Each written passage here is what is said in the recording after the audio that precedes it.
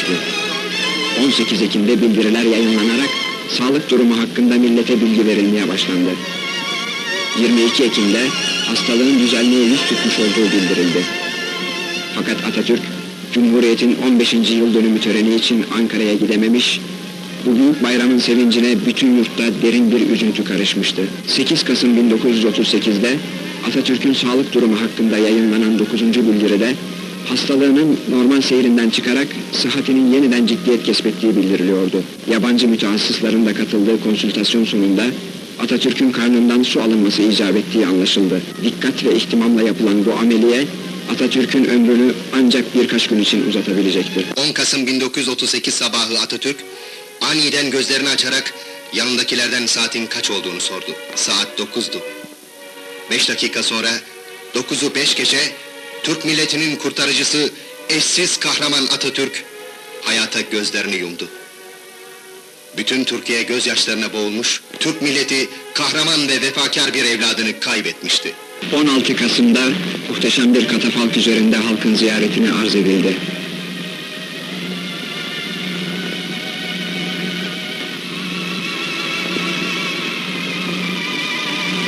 Üç gün, üç gece, gözleri yaşlı halk seli, generallerin ve subayların ihtiram nöbeti tuttukları bu muhteşem tabutun önünden geçtiler.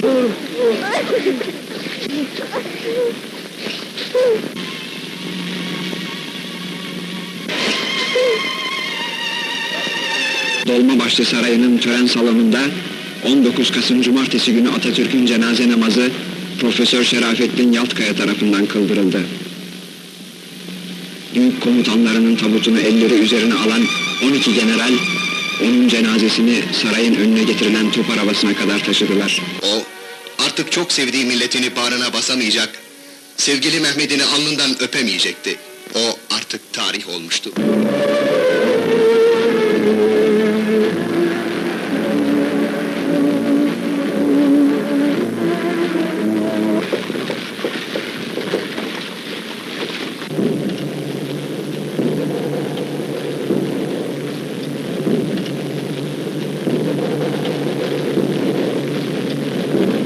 Gülhane Parkı'na getirildi. Bütün İstanbul gözleri yaşlı, genci ve ihtiyarıyla yollara dökülmüş, atasını, ulu önderini Ankara'ya uğurluyordu.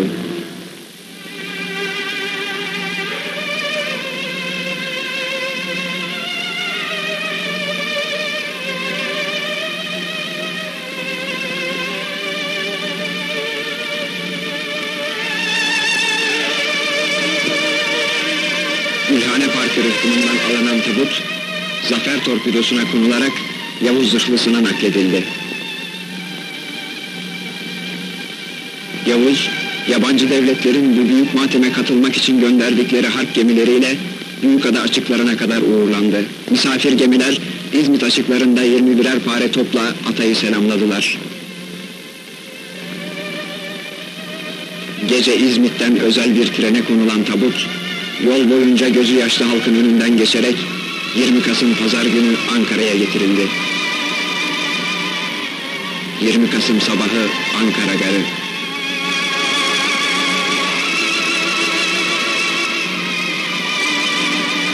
Atatürk'ün muazzez naaşını trenden 12 general alarak top arabasına koydular. Bu sırada başkent onu 101 pare top atışıyla selamlıyordu.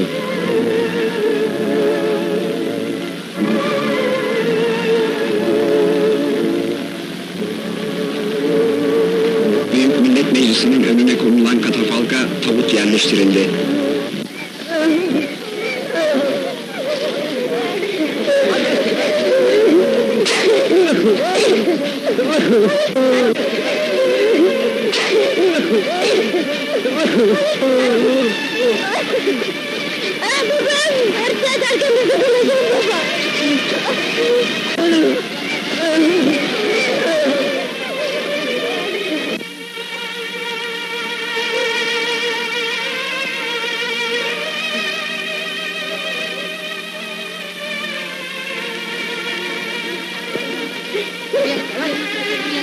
Yiyelim.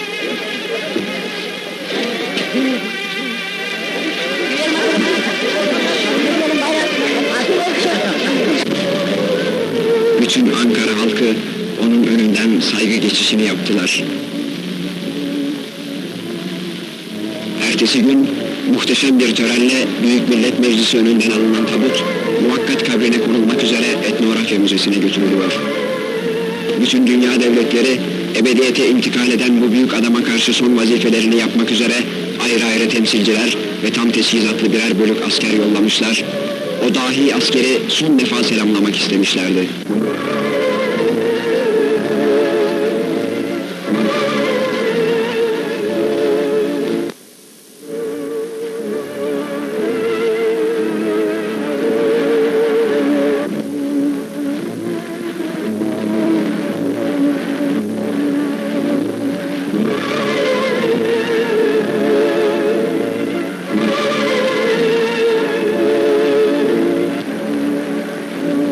Türk milleti kurtarıcısını, sevgili atasını kaybetmişti. Türk milleti bir tek kalp olmuş, onun için ağlıyordu. Avrupa onun için, bütün dünya onun için ağlıyordu.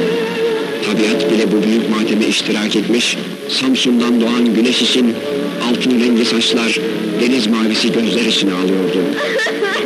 Bir sisli Kasım sabahıdır bu. Düştüler yollara kırklar yediler. Dağ başını duman almış kardeşim, gün doğmayacakmış dediler.